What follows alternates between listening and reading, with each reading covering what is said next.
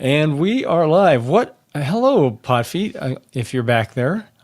Hi. You seem to be obstructed a little bit. Hi. Happy Mother's Day. Yes, happy Mother's Day to you. Got a lot of beautiful lilies today. Got lilies from Steve, and downstairs I have lilies from Kyle and lilies from Lindsay. Can you tell what my favorite flower is? How do they smell? Right.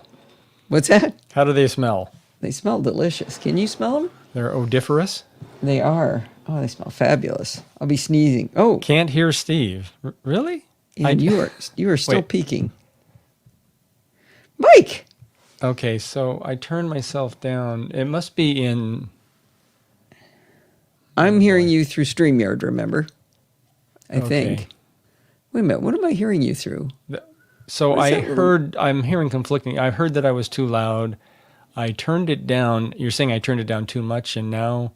Can you hear me at all, or you just... I'm quiet? Can you hear Steve? Steve is talking. Please turn yourself up a bit. Okay. That's what He's peeking, though. I don't know how I can please everybody here. Okay, I tried to split the difference. Okay, how is that? Is that better? Sandy says, no, not peeking here. Yeah, I don't know whether you guys can hear to the level that I can hear in my headphones. I'm hearing him through Discord, or through StreamYard. Are there StreamYard volume settings? Well... Yeah. Check your mic volume in StreamYard. So I'm hearing what the video audience will hear. Is your mic volume... That doesn't track, does it? Let me see. If I change that. Yeah, there's a separate mic volume. 1, 2, 3, 4, 5, 6, 7, 8, 9, 10. That's me talking. Mic volume in StreamYard? I see audio. I do see a mic for What's your mic volume set there? That's independent.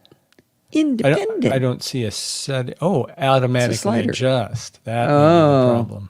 There you go. Okay. So is it still peaking for you? No, it sounds good. Okay. That somehow got switched to automatically adjust. Good. All right. We're set.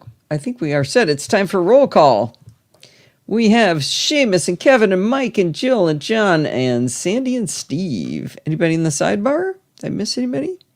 I gave Rose a hard time for not coming around. She hasn't been feeling well, and she's been a bit under the weather, so she says she'll be back soon. All righty. Well, I think I'm ready to go. This is not going to be a terribly long show. It's a fair amount of recorded content. So let's go ahead and start. Yeah. Hi, this is Allison Sheridan of the NosillaCast podcast, hosted at podfeet.com, a technology geek podcast with an ever so slight Apple bias. Today is Sunday, May 12th, 2024, and this is show number 992. Well, before we dig into the show, I have a couple of announcements. First, I want to warn everyone that there will not be a live show next Sunday, May 19th. Steve and I are going off to Texas again to visit the grandkids. I know this is a hardship, but take it up with my son. He's the one who moved my grandchildren to Texas, okay? It's not my fault.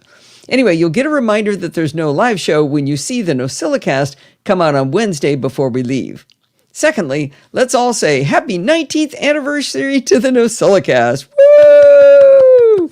Tomorrow, May 19th, I will have been podcasting for 19 years. I absolutely couldn't have done it without you, and especially without Steve. And in the spirit of celebration, we have a little request from Steve. All right. All right. I did a save. So now I can put in Steve here. All right. Oh, I got to do a chapter mark. Steve actually did a blog post without even asking me. You know? Yep. Just taking over there.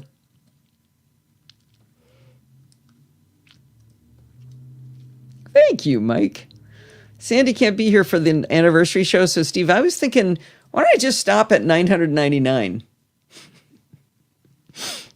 Yeah, I think you've been going long enough. I'm getting tired. It's a good time to roll it up. Cut it off, right? Yeah, cut it out.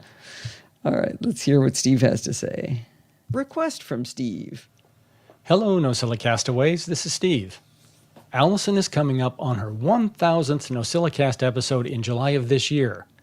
She began this journey over 19 years ago when she first picked up a microphone and decided to start recording. Since then, she has produced a NosillaCast podcast episode every week without missing a beat. To commemorate this milestone, I'm soliciting input from all of you to convey your thoughts about any of the Podfeet podcasts, or Allison herself, or both. I'll assemble all of your inputs for Allison to hear and play on the 1000th NosillaCast episode on July 7th. I'd like your input in the form of an audio file that is 30 seconds or less, and I'd prefer your input in the form of an AIFF or WAV file for better audio quality, but I'll accept M4A or MP3 files as well. Please identify yourself in your recording, and you can email your input to me at steve@podfeet.com by June 23rd. I hope to hear from you. Thanks. All right, June 23rd. You heard it. Put it on your calendars. I hope I get an input from all of you folks. Please send it in. Love to hear from you. All right. Well, that's fun. Yeah. You know, Dave Hamilton hit 1,000 episodes of the Mac Geek Gab, and he said, yeah, we're at 1,000 episodes. Yeah, that's cool. I don't really want to celebrate or anything, though. Let's move on. He's like, nope, right. Not my style. How many years has he been going? Not as long as me. He's just a little bit later. I think he's like a month or 5 weeks later. Because he's done some shows more than once a week. Yeah. A lot of times he's done 2 in a week. So he's got that over me. I thought about trying to catch up like 6 months ago. It's like, oh man, that sounds like way too much work. Yeah. I'll always he can't possibly catch me on when I started though. Yep. May 5th, May 12th, 2005. Yeah. 19 years, or is it the 13th? You said tomorrow will be 19. Yeah, May years. 13th. May 13th, okay. Yeah. Where's Chit Chat? There we go. But it seems that shirt you have on may be a little bit old. It is. It's getting a little long in the tooth there, huh? 15-year anniversary shirt, 4-year-old shirt. Exactly. What was I going to say? Oh, Adam Christensen has paused his podcast and is going to do one last episode on his 19th anniversary. Oh. And then it'll be done because he's joined the Mac Geek Gab. Right. So the next day, I will be the longest running. Wait, not his 19th. What is it? No, he must have passed it already. Anyway, once I'm going to be able to pass him on being the longest running Mac podcast. Oh, because the next day he will have stopped. Right. Okay. So anyway, he's a good addition to the Mac Geek Gab. I think that's fun. It's a good thing to do. It's a good combo with him and Pete. Yeah. And Dave, of course. Yeah, little Dave. I sent Dave a note. He did. This is just between us girls here. He did a thing on. He was talking about how he has a packing database in. What's the database program everybody used to use 100 years ago, and it's actually still out there. Somebody say the name of it. Is it an Apple database program? You're close. Fox Pro. No, you're close. Yeah, FileMaker Pro. Right. Thank you, John. And he has a FileMaker Pro database, and he has it set up where he types in how many days he's going to be gone, and it calculates how many pairs of underwear he's going to need. I sent him a note. I said, "You have never been sexier to me than when you talked about that. That was great." I said, the whole, hot band member drummer, that's cool and all, but you've got a FileMaker database that calculates your underpants. So let me get this straight. You enter how many days you're going to be gone, and it tells you how many pairs of underwear you need to bring. Isn't that just the number of days you're gone? Not always. Well, there's some days you just don't want to change your underwear when you're traveling? Yeah, why is that? I mean, because you got the underwear the day you're leaving and the underwear you're coming back. Okay. It's actually -1, I think. Now it's rounding. It's probably the calculation. Well, yeah, and the extra for safety's sake, right? Yeah. You never know. For safety's sake. If you poop your pants or something. Now Kevin's going to talk about a real stressful day. Yeah. Anyway, I thought All it was right, really funny. we've taken a turn on this podcast. Okay. I told him not to tell Lisa, and he said too late. Jill does a +1 +10%. plus one, So plus for those 10. long trips, you got a 10-day trip. You got to throw in another pair. Exactly. All right. This can be quick here. All right. This week's episode of Chit Chat Across the Pond is another installment of Programming by Stealth with Bart Bouchatz. And Bart explains why JQ is uniquely designed not to need variables most of the time. And then he explains how to use them in the few instances when there's no other way. It's a really a fairly straightforward lesson, as Bart set up some very clear examples and solves them with some very simple variables. It's one of my favorite episodes because the problem is clear and the solutions are clear, and it really shows off how clean JQ is as a language. You can find this episode in either the Programming by Stealth feed or the Chit Chat Across the Pond feed, and of course there's a link in the show notes to Bart's fabulous tutorial show notes over at pbs.bartificer.net. All right. Well, you're clipping along at a really good rate here. It sounded like I was clipping to me, actually. I was just looking at it. You can find this episode. You're going fast. Yeah. Well, those are short things. Another chapter mark, because Kevin says to. Copy link. Clippy. All right. Find any file. Here we go.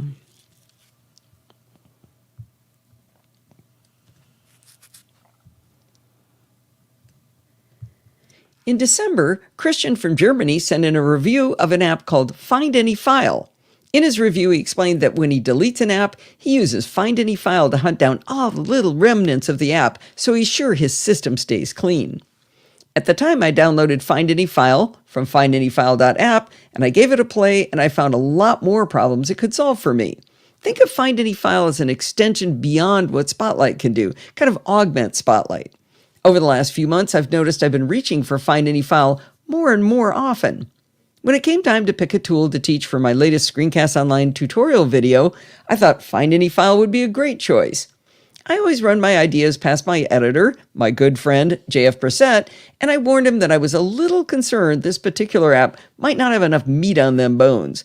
By that I meant it was useful, but I might have trouble coming up with 20 to 30 minutes worth of instruction on how to use the app. As it turns out, I could not have been more wrong. As I dug in and did my usual discovery process, I found more and more and more that Find Any File could do. At the time, I was in contact with the delightful developer and so responsive developer, Thomas Templeton, and I asked him if he'd mind getting on a call with me to answer some of my questions. Now, my goal in talking to him was to have him help me bundle this and focus the vast capabilities into just the most important features so I could cram the video into my 20 to 30 minute time limit. But instead, the more I talked to Thomas, the more I learned it could do. He kept telling me, oh, it can do this, and it can do that, and it can do that. Now, oh, did you know these keystrokes? And hold down the Option key, it can do that. And I was actually holding my head going, no, Thomas, stop it. Stop teaching me more. I need to narrow this down.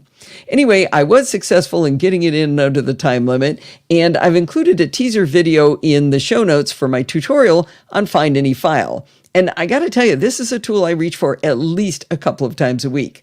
If you want to try out Screencast Online to see the entire video, you can sign up for a free trial over at screencastonline.com. It was so funny talking to that guy, man. I couldn't stop him.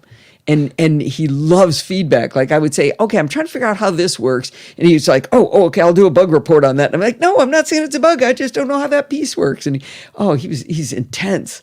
Have you heard the phrase, you ask the guy what time it is, and he tells you how to make a watch? Yeah. Oh, that was this guy. Is he the one that sent you that really nice email about your lesson? Yeah, and he CC'd my new boss, Lee Garrett. So I always like it when people CC the boss. Sure. Keeps me employed. Off the street, so to speak. Yeah, exactly. All right, we are going to do... I wrote this story in about 10 minutes. Wow. And it's Yeah, it's if there's not typos in this, Sandy, I would be shocked. I published this like 30 seconds before the show started here. It's not going to be pretty. I don't know. I was on a roll. So you had none of this written. You just from beginning to end wrote it up right after the problem we had today. Yep. Okay. Good. Anxious to hear this. I ordered a 12.9-inch iPad Pro and an Apple Pencil Pro. All right.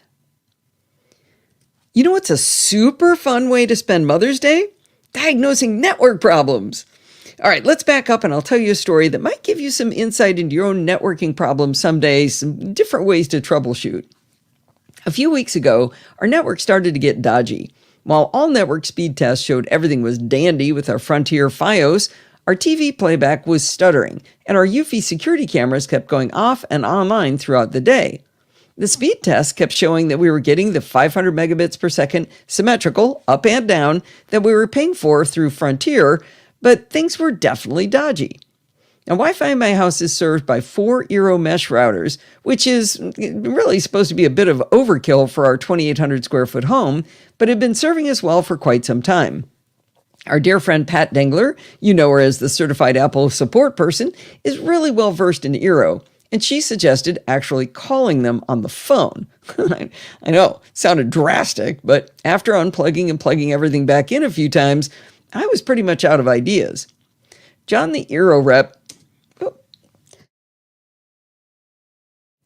I don't think I pulled the latest version. I think I did some, I just saw a typo that I'm pretty sure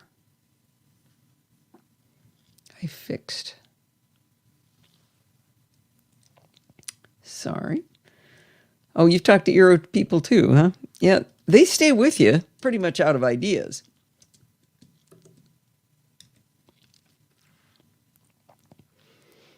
John the Eero rep started by complaining about how I had too many devices on my network. But when I demanded to talk to a higher level of support, he suddenly got more helpful. It's pretty clear that the Eero people are really trained to try really hard not to get you to the next level of support. So I found that kind of interesting. Now, I'm not going to take you through all of the troubleshooting steps we tried, but instead I'm going to take you to the first end game.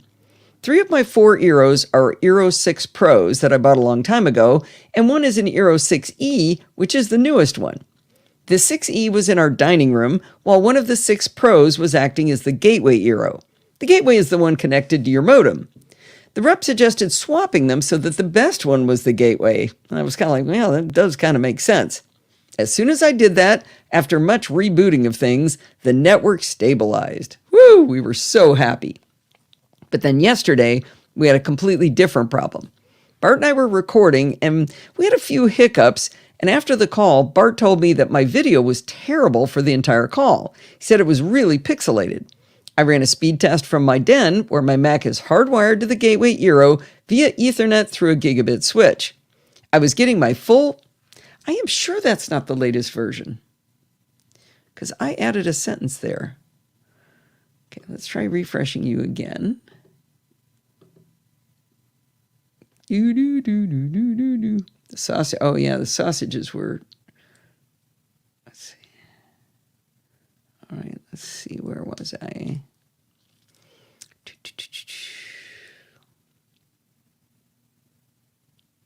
Wow. Wherever I edited that, it's not there. I ran a speed test.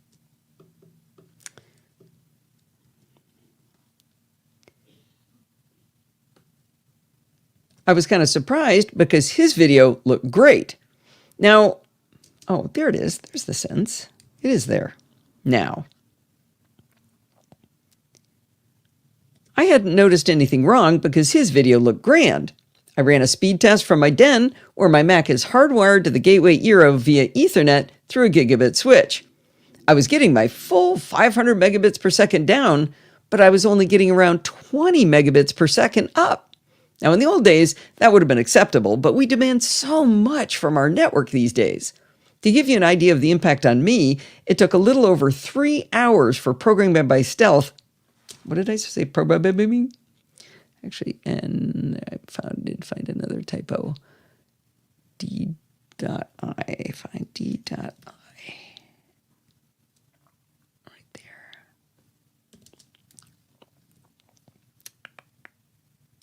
To give you an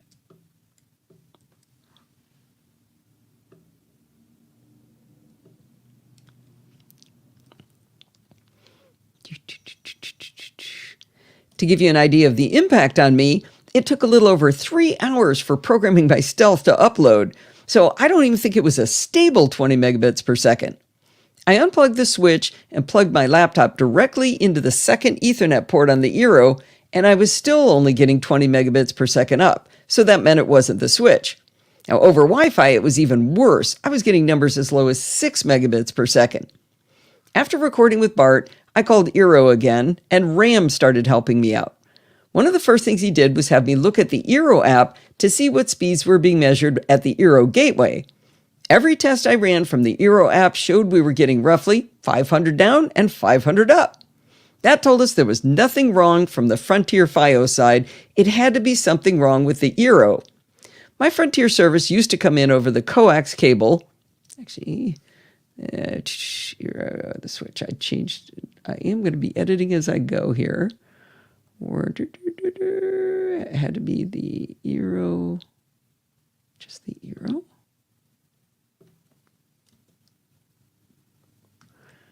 Okay. That told us there was nothing wrong from the Frontier FiOS side. Okay. Oh, yeah, it was literally like 440 when I finished it. Oh, I love that save button. That's great. That was from Ian, right? That really works. Save. My Frontier service used to come in over the coax cable, and then I had a Frontier wireless modem, and I would bridge it across to my Eeros. But a few years back, they replaced the modem with a little Mocha multimedia over coax box that converts coax to Ethernet. Before I called Eero, I had power cycled the Mocha box and all of the Eeros. Now that I was on the phone with Ram from Eero, we discovered that of my 67 devices on my network, 50 of them were connected to the gateway Eero. For some reason, they didn't connect to the Eeros that were right next to them. So they were sprinkled all over the house, but they decided, nope, we're all going to the gateway. That's where the party is. Ram was convinced this was the problem with my upload speeds and suggested I go turn off Wi-Fi on every one of those 50 devices.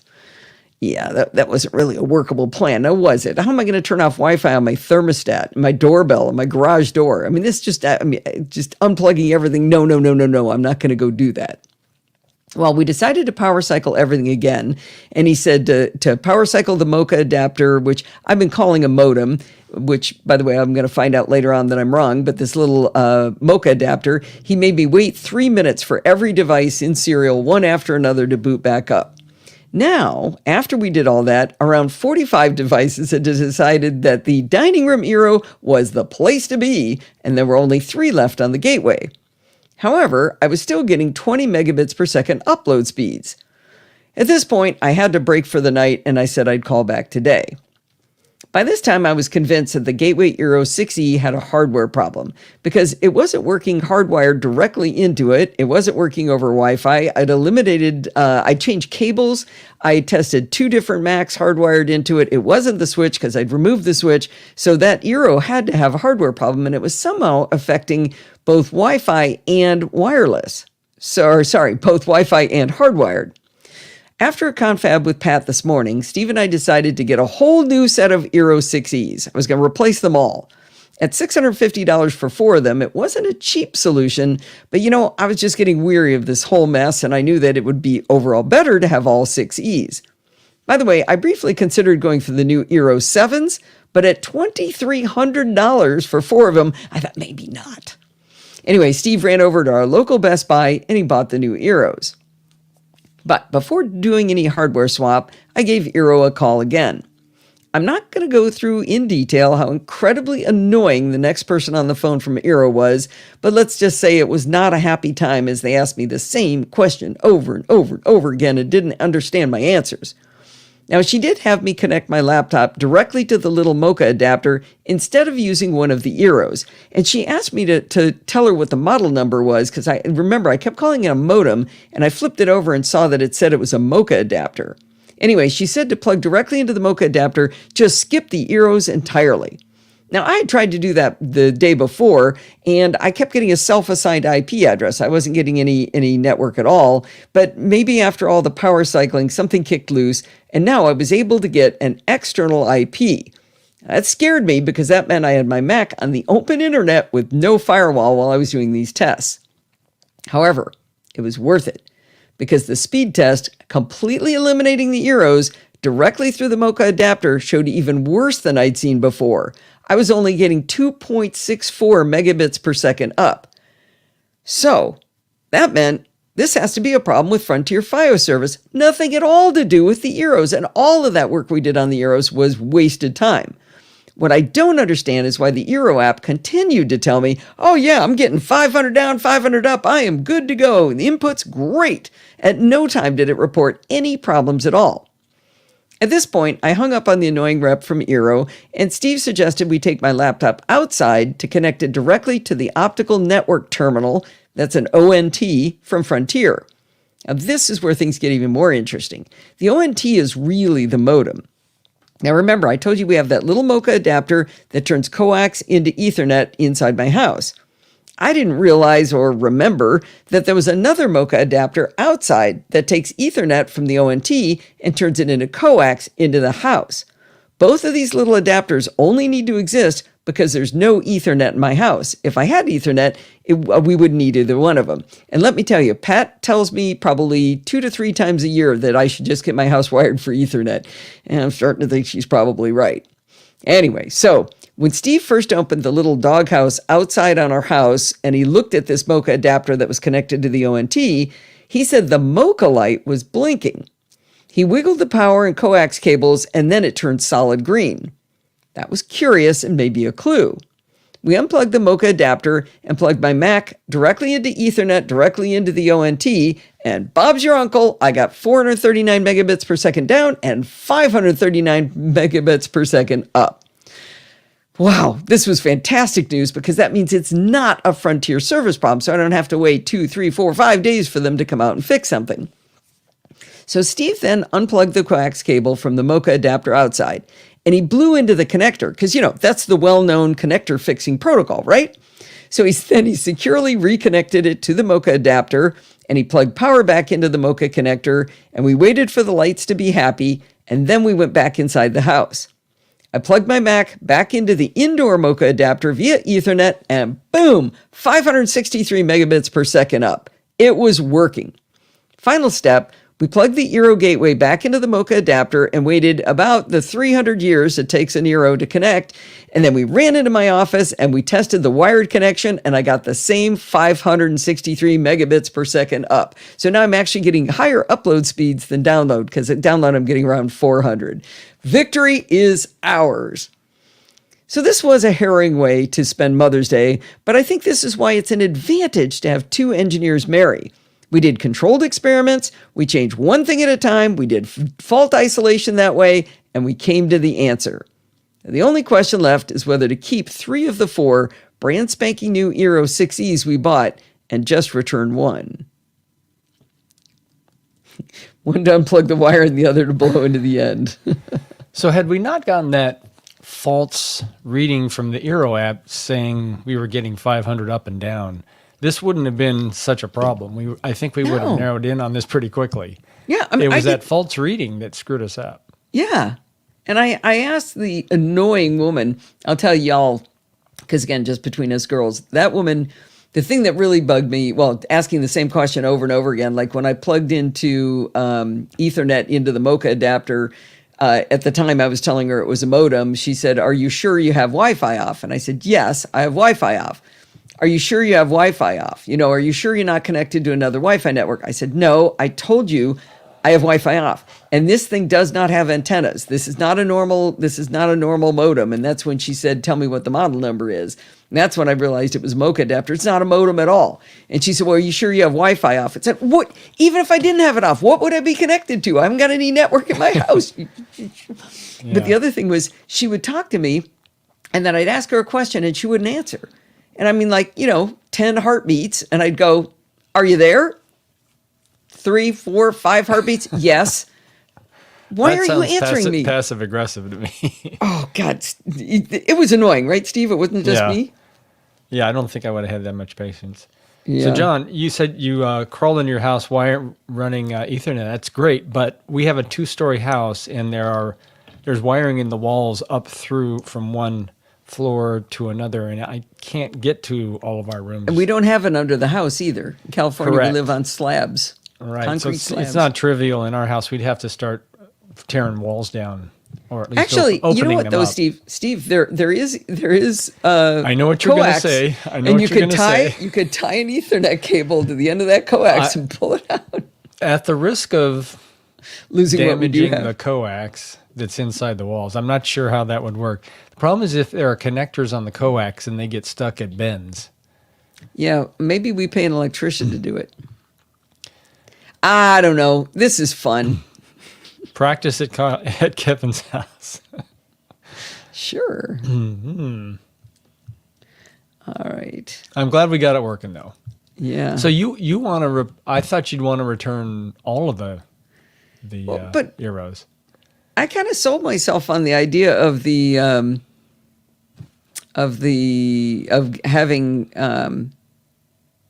6Es all over the house. Yeah. I got to read up on what the advantage is, but I think Right. there is. I think there is an advantage to it. Plus, we'd be saving money right there because we'll return the $185 one. Your Ero's a 4. Wow. I have a haunted one. We still don't know if that one is haunted or not, too. Oh boy. He doesn't want me to play. Remember the free one I got from Frontier when they were supposed to send me a battery? That was the haunted one. So I think I have Eero 6 Pros. They don't do a good job of naming. What's the difference between a 6 Plus and 6 Pro? Which one's better? I don't know. I thought it was a 6E. Well, no, but Jill has the 6 Plus. Oh, There's 6 Plus, there's 6 Pro, there's 6E, there's 6, Wow. 7, $2,300. Can you imagine? Plus was better than Pro? Probably. Because, we've had the Pro for a long time. Let me hear this connection here. And just return 1. On the NosillaCast, we're all very security conscious, thanks to Bart Bouchatz. And should I tell people we're still doing, we're still milking that CES train? Yeah, I think we have 1 or 2 left. Yeah.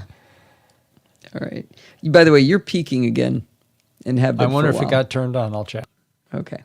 Here we go. Drunk Nick Nolte. How you doing, Marty?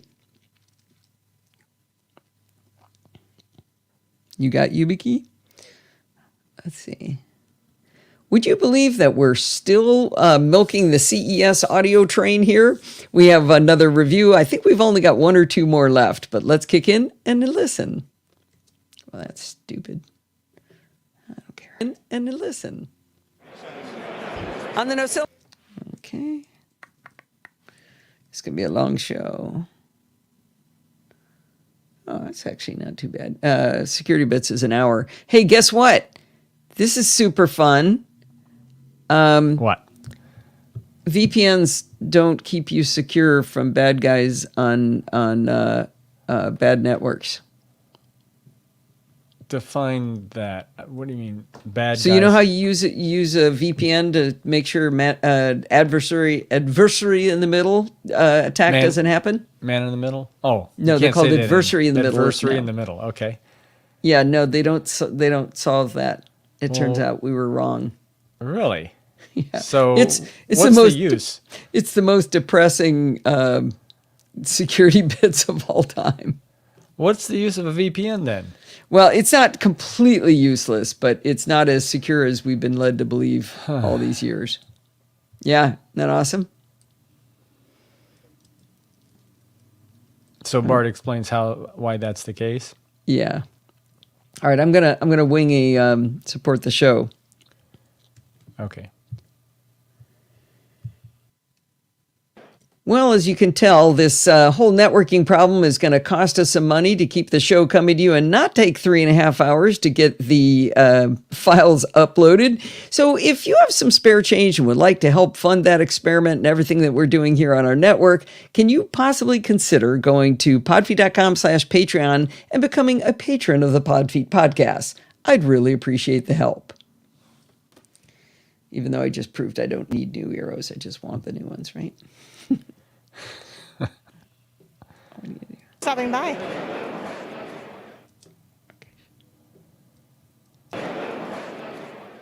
Well, as you can tell, this... all right, and we'll go to security bits. I'm almost done. So what are you going to do with all your spare time next weekend? Oh, Marty, no live show next weekend. Wait, who's spare time next weekend? All these people, they're going to have all this spare time. You know what? You guys can still come and hang out and talk to me. You guys don't talk to me anyway, right?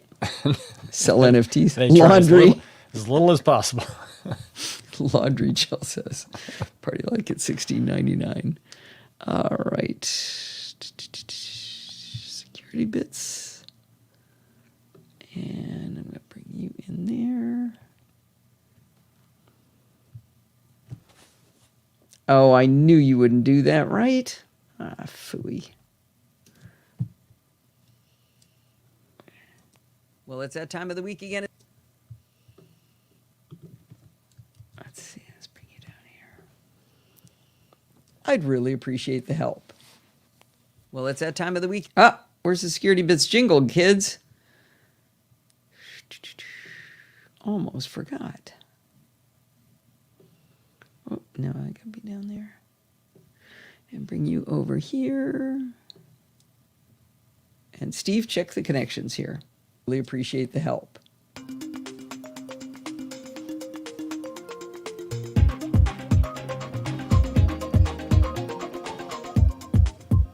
Well, it's that time of the week again. It's time for Security Bits with Barb. I think that was pretty good. Pretty good. Pretty good. Not bad. How awful is the news today, Bart? Uh-oh. I know the audio levels are different. You know those VPN things we all use that we say that are the perfect way to protect yourself on hotel Wi-Fi? Yeah. About that. Yeah. Uh-oh. Slight reappraisal needed. Yeah. We have, you know the way you like a deep dive with a bit of meat? Or a T-bone steak today. Yay. But there is plenty of good news too. There's lots going on. There's lots going on. A few little quick follow-ups of long-running stories. Three little, cat count today, 4. Digital Markets Act updates. The first third-party store is live. American developer Riley Testut has published his alt store to iOS in Europe. There are some exclusive games, including his Delta emulator is exclusive to his store here in Europe. I haven't heard any fallout from it. People who care seem to be using it. Seems fine. Are you using it, Bart? That is a thing now. Nope, because I have no interest in going into the Wild West or in emulating Game Boys. So for now, I'm ignoring it. Okay. The EU has decided that iPad OS is going to come under the same rules as iOS after all. It shall be a gatekeeper too, and Apple have 6 months to comply, which they said they will. So by the autumn, there won't be this weird difference between iPad OS and iOS in terms of these third-party app stores. Underlining how many new APIs Apple have had to make and how that's not going to go without flaws. The API Apple have in beta at the moment for websites sending apps straight to people's devices without going through a store, that API, we now know, thanks to some security research, can be used as a kind of an undeletable tracking cookie, which is definitely not what Apple intended from that API. So they have a little bit more homework to do on that API before it's quite finished. I'm not surprised that they have some teething problems on, what did I say it was, 70 new APIs or something they've done. So they said it would be a ton of work and it was going to cost them a bunch of money to do this. They weren't lying. This would appear to back them up. Yeah. Yeah. And I'm not surprised. Yeah. Or, it's not a big deal. It's just, hey, it's a beta. This is what happens. And then definitely good news. So I don't know how much you followed about the core technology fee and the very real fear people had that if you were, say, a really keen kid listening to the NosillaCast and you wrote an app that you make zero money from and it happened to go viral, you could end up owing Apple hundreds of thousands of dollars by mistake or by no real fault of your own. And that got a lot of people worried. And when it was pointed out to Apple in a recent hearing, they literally said, stay tuned. We understand. We will get back to you. They did. There is now an exemption for true freeware. So true freeware means it is not monetized. Ads are not true freeware because the ads are monetization, but a truly free app is truly exempt from the core technology fee. So no more stomping on kids' creativity. No more making charities terrified of iOS. If you're genuinely not doing this. I like that ads, though, count as monetized, and it's like, don't try to play both sides of that coin. That's kind of fun. And fair, right? I think so. But I'm very biased on this whole topic. I'm not in the least bit a critical thinker on this topic. I think Apple's right on all of this and everybody else is wrong. So I try not to actually talk out loud because obviously that's not the right answer. But I just I don't care about any of this and everybody's all about it. I feel bad that kids were ending up in a position that was kind of like, well, let's hope you're successful, but not too successful. And this just seems like a better answer to me. But go be successful in the App Store. Don't do it. But this is in the App Store. Oh, I thought this was in the alternative App Store. No, this is in Apple's App Store, but if you use the European contract instead of the American contract. I thought the European contract was the alternative. Oh, I congealed those two. That's not the right word. Conflated those two. They are sometimes both true, but they don't need to be both true. Okay. It's complicated. Yeah. All right. Well, anyway, they fixed it. Yay. All right. I think that's a good place to stop. I like my use of the word congealed.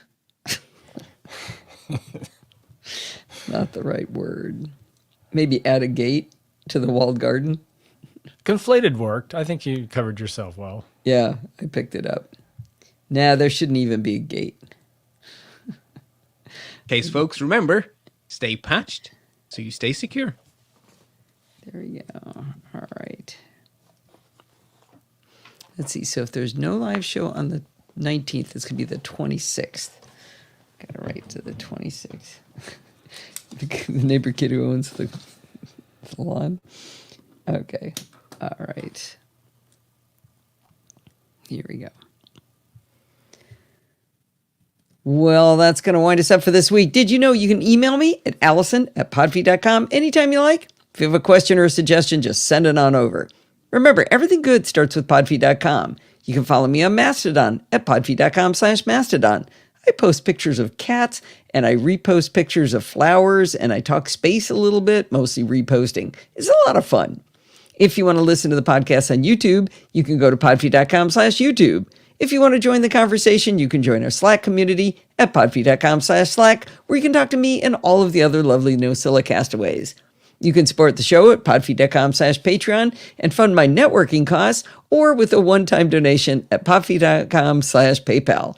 And if you want to join in the fun of the live show, you're going to have to wait an extra week. We will not have a live show on the 19th. The next one will be on the 26th.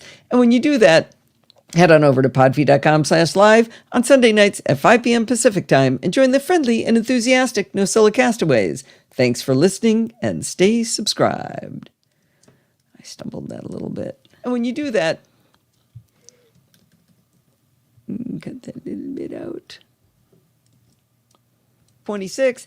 And when you do that, head on over to podfeed.com/live on Sunday nights at 5 p.m. Pacific time and join the friendly and enthusiastic NosillaCast castaways. Thanks for listening and stay subscribed. Are you all friendly and enthusiastic? Certainly they are. All right. I'm going to put, you getting ready to do a chapter mark count? Not until you put your music stay on. Subscribe. You know, you can ramp that music up a little sooner. And stay subscribed. All right. So picky. Well, All right. 1, 2, 3, 4, 5, don't count. 7. It's not good when you count. 7.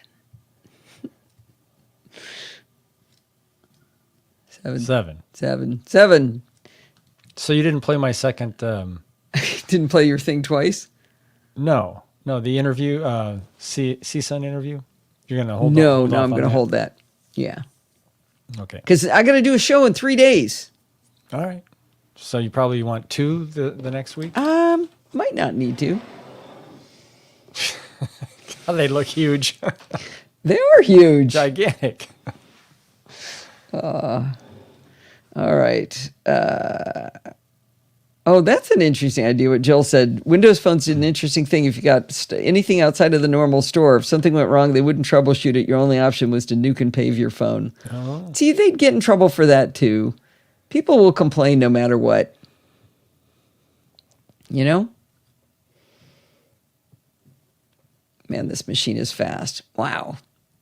Okay, I think I'm seeing the there. Boom. That was the amount of time it took to export the audio. That was like two That's and a your half M3, seconds. M3.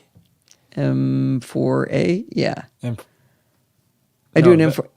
No, the silicon. Oh no, that was your iPad. Is the M3? Oh yeah, no, the new iPad is going to be an M4, but this is the M3 Max, and I think I can see the difference there. That was really fast. It's like 2.5 seconds to. Is that the export. first time you've used it to do the conversion? I think I've done it before, but I never just really paid attention to it. Mm-hmm. I mean, that was an hour and 22 minutes. That's pretty fast. The show is 1:22. Oh my goodness! I didn't see that. Chit chat was long, and I was. If you look at, well, you can't see the waveform here, but you can see how little I contributed. I was not talking because I could see how long those show notes were. A couple times I had some questions. I was like, oh boy, if I ask anything, this is going to be a 3-hour show. So I Not did a lot not. of questions. Yeah. Went on long enough that I had to give him the bum's rush because Steve, that's probably a rude thing to say. I had to rush him at the end because Steve was making me my special breakfast of French toast and bacon. And fruit on the side. And fruit on the side. A Mother's Day breakfast. Oh, well, I've actually already started to upload the podcast. Good. And yeah, it's going to be done before I probably even get done saying goodbye. I think we're going to call the show. Tessa didn't get a walk today because of the networking problem, so I'm going to take her out for an evening walk here. She would appreciate that. All right. All Goodbye, everybody. Goodbye, Rose, whether you're here or not. Bye, Lily.